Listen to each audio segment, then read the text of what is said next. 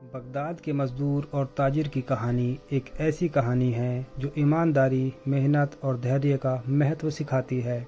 इस कहानी में दो मुख्य पात्र हैं, एक गरीब मजदूर और एक अमीर ताजिर व्यापारी। यह कहानी इस बात पर प्रकाश डालती है कि कैसे सच्ची मेहनत और ईमानदारी से किए गए काम का फल देर सवेर अवश्य मिलता है, भले ही आपके पास ज़्यादा संसाधन ना हो। बगदाद के एक छोटे से गांव में एक गरीब मजदूर रहता था। उसका नाम करीम था। करीम दिन रात कड़ी मेहनत करता था, लेकिन उसे मेहनत के बदले बहुत कम पैसा मिलता था। वह कभी कभी सोचता था कि क्या उसकी मेहनत का फल उसे मिलेगा या नहीं। हालांकि करीम ईमानदार था और उसने कभी भी अपनी गरीबी को अपने काम के आड़े नहीं आने दिया। उसकी पत्नी भी घर में छोटे मोटे काम करती थी और दोनों किसी तरह अपना गुजारा कर रहे थे। करीम को हमेशा यह विश्वास था कि मेहनत और ईमानदारी से कमाया गया धन ही सही मायनों में सच्चा धन होता है। वह हर रोज़ सूरज उगने से पहले उठता, अपना फावड़ा और टोकरी उठाता और मजदूरी के लिए निकल जाता। दिन भर धूप में काम करने के बाद वह केवल थोड़ी सी मजदूरी लेकर घर लौटता। वह अक्सर थका होता था, लेकिन उसके दिल में एक सुकून था कि उसने अपना काम ईमानदारी से किया है।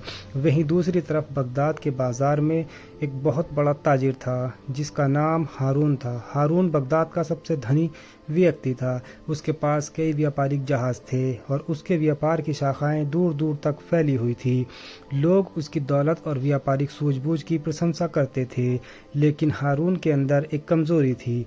वह हमेशा दूसरों को नीचा दिखाने की कोशिश करता था और अपनी दौलत का घमंड करता था। उसे लगता था कि उसकी दौलत और रुतबा उसे बाकी लोगों से बेहतर बनाते हैं। हारून अक्सर बाजार में गरीब मजदूरों और छोटे व्यापारियों का मजाक उड़ाता था।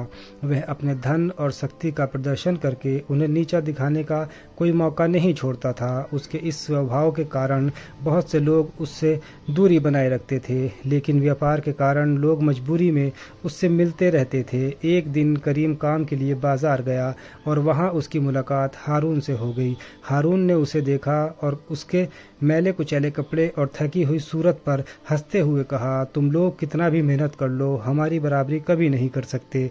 देखो मेरे पास कितनी दौलत है और तुम्हारे पास कुछ भी नहीं। करीम ने विनम्रता से कहा, साहब दौलत अल्लाह की देन है। हम मेहनत करने वाले लोग हैं और मेहनत में हमें सुकून मिलता है।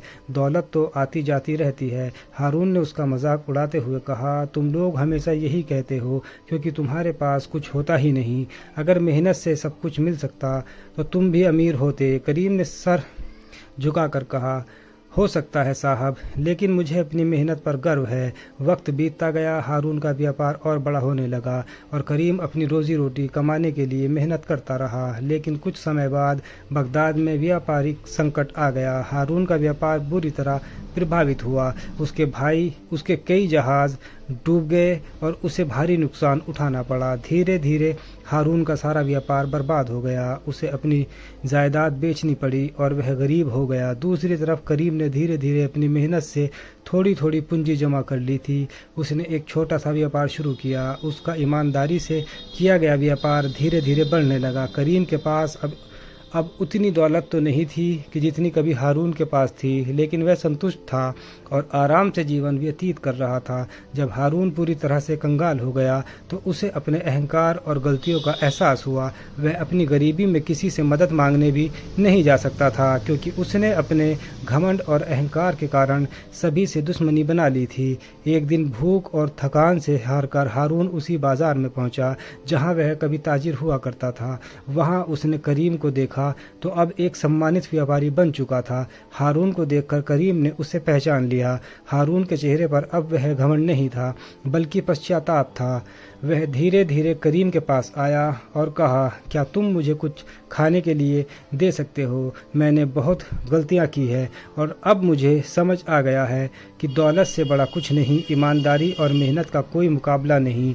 करीम ने हारून को देखा और बिना कुछ कहे उसे अपने घर ले गया। उसने हारून को खाना खिलाया और उसकी मदद की। हारून ने आंसुओं से भरी आंखों से कहा, मैंने तुम्हारा बहुत अपमान किया था, लेकिन आज मैं समझ गया हूँ कि असली दौलत मेहनत और ईमानदारी है, ना कि केवल पैसे का होना। करीम ने मुस्कुराते हुए कहा, साहब हमें सबक तब मिलता है जब हम उसकी कीमत चुकाते हैं। आप बड़े ताजिर थे और आपकी हालत देखकर दुख होता है, लेकिन अल्लाह की मर्ज़ी के आगे कोई कुछ नहीं कर सकता। इस प्रकार बगदाद के मज़दूर और ताजिर की यह कहानी हमें यह सिखाती है कि चाहे कितनी भी दौलत और रुतबा हो, असली सम्मान और सुकून मेहनत और ईमानदारी में ही मिलता है। समय का चक्र हमेशा घूमता रहता है और जो आज ऊंचाइयों पर है वह कल नीचे आ सकता है।